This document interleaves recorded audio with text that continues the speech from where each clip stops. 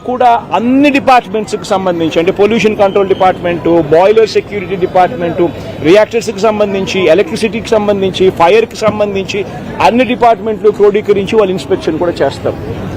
చేసిన తర్వాత వాళ్ళు కంపెనీ యాజమాన్యానికి ఫర్దర్గా ఇవి చేయాలి అని చెప్పి ఒకవేళ ఏదైనా ఉంటే అవి కూడా వాళ్ళు ఐడెంటిఫై చేసి కంపెనీ యాజమాన్యానికి వాళ్ళు టైం ఇస్తారు, కంప్లై చేయండి అని చెప్పి. అది 15 రోజులు టైం ఇస్తారు. అంటే కంప్లైన్స్ రిపోర్ట్ వచ్చిన తర్వాత మళ్ళీ వీళ్ళు 1 మంత్ లోపల వీళ్ళు ఇన్స్పెక్షన్ చేసిన రిపోర్ట్ వచ్చిన తర్వాత ఆ ఇన్స్పెక్షన్ రిపోర్ట్లో కంపెనీ ఫర్దర్గా ఏమైనా చేయాల్సి ఉంటే మళ్ళీ వాళ్ళకి 15 రోజులు టైం ఇస్తూ వీళ్ళు మళ్ళీ ఒక రిపోర్ట్ అనేది ఇస్తారు. ఆ ఇచ్చిన ఆ రిపోర్టును ఆ 15 రోజుల లోపల వాళ్ళు చేసేట్టుగా జాయింట్ కలెక్టర్ ఆధ్వర్యంలో ఒక జాయింట్ కలెక్టర్కు ఆ రెస్పాన్సిబిలిటీ ఫిక్స్ చేసి జాయింట్ కలెక్టర్ ఆధ్వర్యంలో ఆ ఇన్స్పెక్షన్లో వాళ్ళు చెప్పినవన్నీ జరిగాయా లేదా అని మానిటర్ చేసే రెస్పాన్సిబిలిటీ ఆ జేసీకి ఇస్తుంది. ఈ ప్రోటోకాల్, ఈ సిస్టమ్ ఉంది.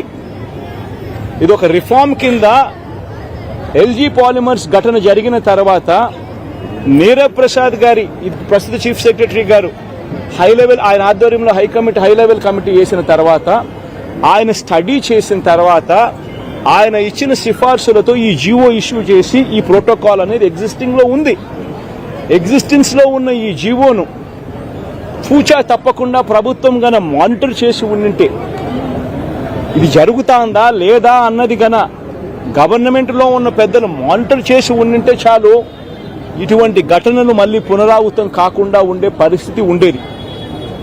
కానీ అన్ఫార్చునేట్ గా ఏం జరుగుతా ఉంది, వీళ్ళ ప్రభుత్వం వచ్చిన తర్వాత గత 3 నెలలుగా ఏం చూస్తా ఉన్నాము అని అంటే వీళ్ళ గవర్నెన్స్ మీద ధ్యాస లేదు. వీళ్లకు ప్రజలకు సూపర్ 6, సూపర్ 7, సూపర్ 10 పేరుతో వాళ్ళు ఇచ్చిన మాటల మీద వీళ్ళకు ధ్యాస లేదు.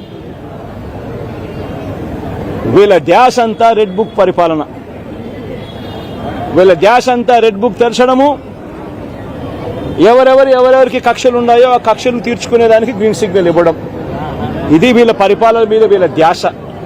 వీళ్ళు పెట్టాల్సిన ధ్యాస ఇటువంటి రిపోర్ట్ల మీద, ఇటువంటి కంప్లైంట్స్ మీద, ఇటువంటి ఘటనల మీద ఎవరెవరు ఏమేం చేయాలి అని చెప్పి ప్రోటోకాల్ ప్రకారం జరుగుతూ ఉందా లేదా, ఇవన్నీ జరుగుతున్నాయా లేదా అని చెప్పి చూసుకొని గవర్నెన్స్ పాలసీ రెగ్యులర్గా జరిగి ఉంటే ఈరోజు ఫ్యాక్టరీస్ పరిస్థితి ఇలా ఉండేది కాదు.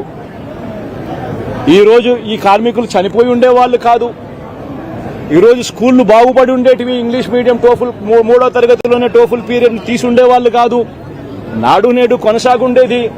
గోరుముద్ద కార్యక్రమం బాగా జరుగుతూ ఉండేది. ఇవన్నీ కూడా జరుగుతూ ఉండేటివి. ఒకవైపున స్కూళ్లు నాశనం అయిపోయాయి, మరోవైపున హాస్పిటళ్లకు సంబంధించి జనవరి నుంచి రావాల్సిన బిల్లులు జనవరిలో